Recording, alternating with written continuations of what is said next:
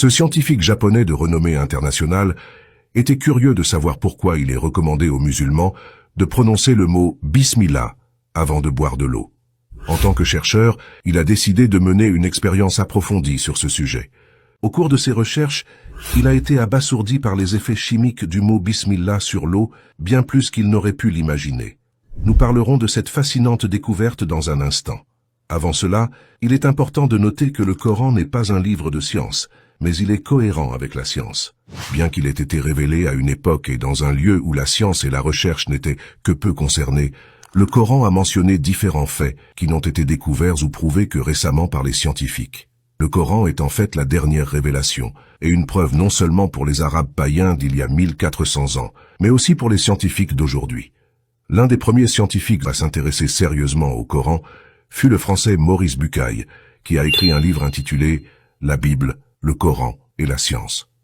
Dans ce livre où il cherchait à distinguer ce qui appartient à la révélation de ce qui est entaché d'erreurs ou d'interprétations humaines, le docteur Bucaille a conclu « Le Coran n'est pas seulement exempt de toute contradiction dans ses récits, contradictions qui sont le signe des différentes manipulations humaines qu'ont subies les différents évangiles, mais il a une qualité qui lui est propre, visible pour ceux qui désirent l'examiner de manière objective et à la lumière de la science, à savoir sa concordance totale avec les données de la science moderne. » Alors, qu'a découvert le chercheur japonais? Imaginez un instant notre monde au niveau moléculaire, où les atomes et les particules interagissent constamment, échangeant de l'énergie dans un équilibre sans fin. C'est dans ce microcosme que nous commençons à saisir vraiment l'interdépendance profonde de toute chose. Le docteur Masaru Emoto a mené une expérience pour comprendre l'impact que les mots peuvent avoir sur l'eau.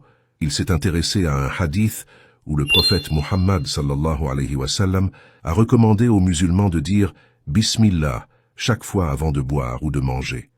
Dans son laboratoire, le docteur Emoto a exposé l'eau à un audio de récitation des versets coraniques, puis à la simple prononciation de « Bismillah » qui signifie « au nom d'Allah ». Il voulait découvrir les effets que ces mots sacrés pourraient avoir sur la structure moléculaire de l'eau, et ce qu'il a découvert a complètement changé sa vision sur l'islam. Le chercheur a été étonné de constater que, une fois exposé au son du Coran et à la prononciation du mot « Bismillah », l'eau commence à former de magnifiques cristaux symétriques qui en retour produisent des effets positifs sur le bien-être et sur la santé. C'était comme si l'eau répondait aux paroles divines en se transformant en une version plus belle d'elle-même. En revanche, il a découvert que lorsque l'eau est exposée à des mots ou intentions négatifs, elle forme des structures désorganisées qui en retour produisent un effet négatif sur le bien-être. Dans son livre The Hidden Messages in Water, le docteur Emoto dit « Mon collègue musulman a proposé d'exposer l'eau à la récitation du Coran. Il a apporté un magnétophone et a fait écouter quelques versets coraniques.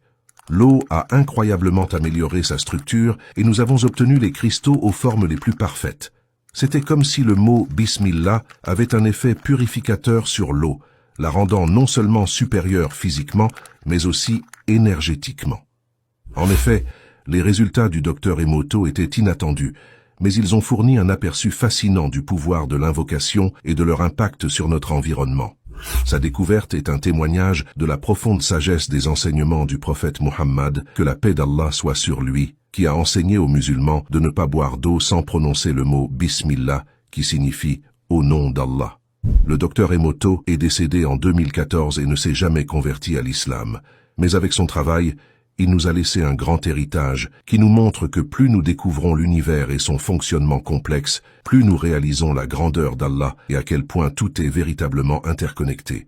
Sa découverte nous montre comment les domaines spirituels et physiques ne sont pas séparés, mais magnifiquement entrelacés. Allah dit dans le Coran, « C'est ainsi qu'Allah vous expose clairement ses révélations, afin que vous puissiez réfléchir. » Voilà en bref ce que nous pouvons dire concernant le pouvoir du mot « Bismillah ». Nous rappelons en conclusion que l'islam nous enseigne de prononcer le nom d'Allah avant le début de chaque action licite.